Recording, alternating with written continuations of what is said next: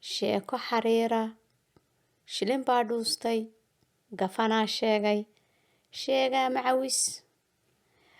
Beri kale waxa jirtay dacwo kale. Dacwadaa kale waxay ahayd mid aad u caqli badan. Waxay ahayd berigaa kalena dacwadaasi waxay saaxiib ahaayeen waraabe.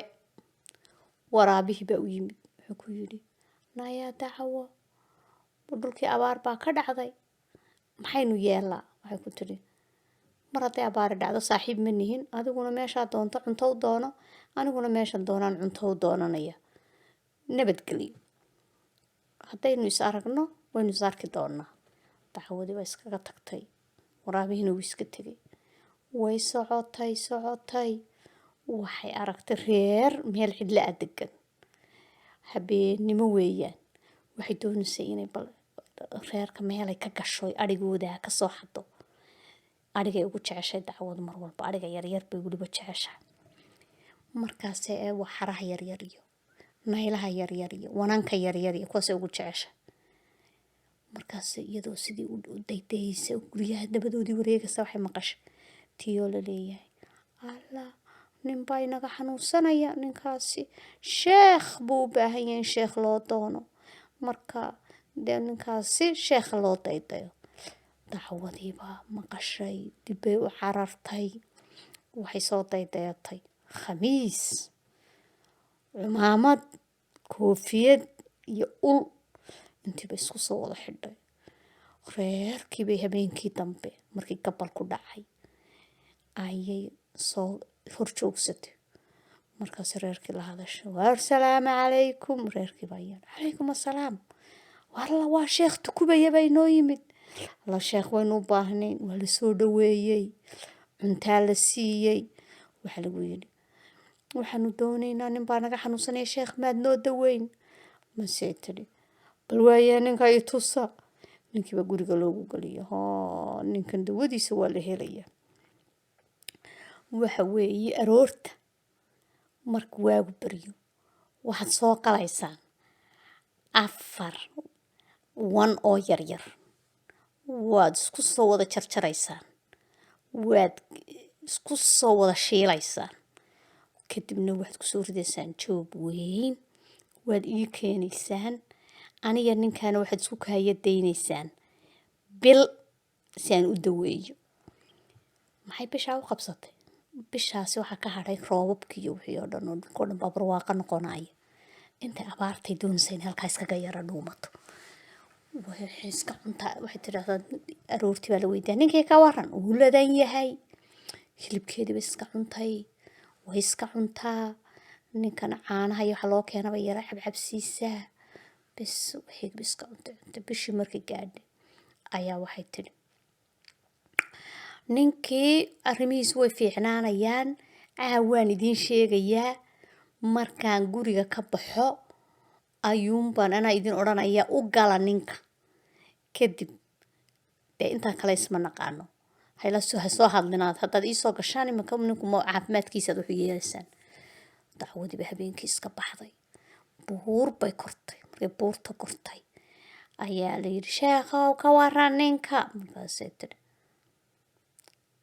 markaasuu la hadli weydi.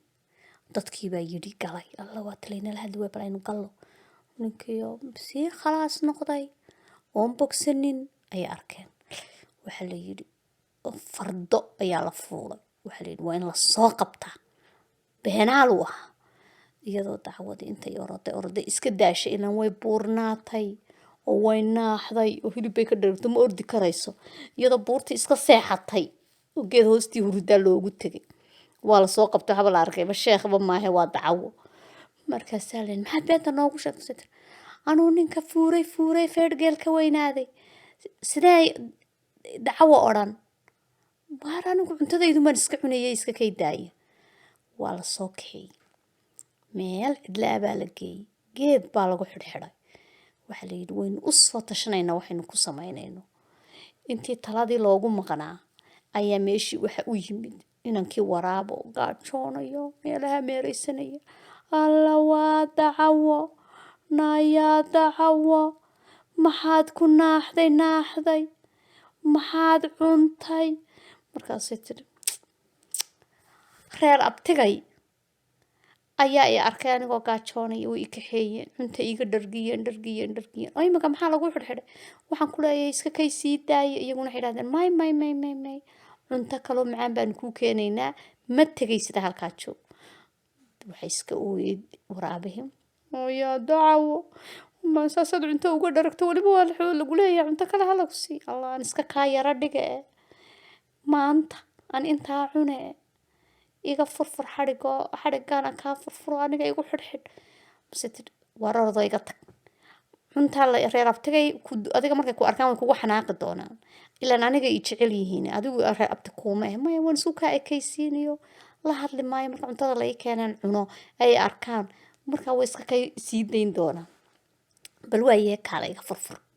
wuu ka furfuray waa ku xidhxidhay waa iskaga tagtay reerkiibaa sii tashaday waxaa la yidhi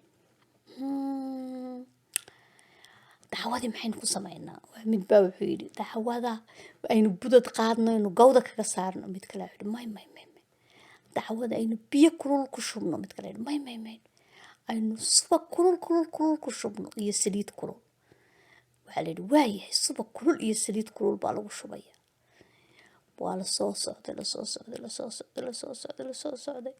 waxa loo yimid meeshii baa la yimid markii saa loo yimid baa waxa la arkay inaan waraabihii isma hayn kara iyagu gaajoonayaa wuxuu yidhi waxaa isoo sidaan waa cuntadii saas u eegay abti saas u eegay allah oo dacwadiiba maahee markaasi bay ka furfureen is idhahdeen orodoo nacas iyo xume maxaa meesha adiga ku keenay alla reer abtigiiba cunto ii keeni reer abtigeedna cunto uma keeniyo waa la dilaya orod iska tag markaasaa la iska sii daayay markaasuu u tegay dacwadii buu ku yidhi ayaa dacawo beenaley maxaad beenta iigu sheegtay meesha waa lagu karkarinayay markaasaa doonaysay in la i karkariyo mase tirsoonigii adigu aad doonaysay kaa kari waaye maradoo naga tag doqon yoo xumay sidii bay labadiina saaxiib mar dambe may noqonin sheekadii way dhammaatay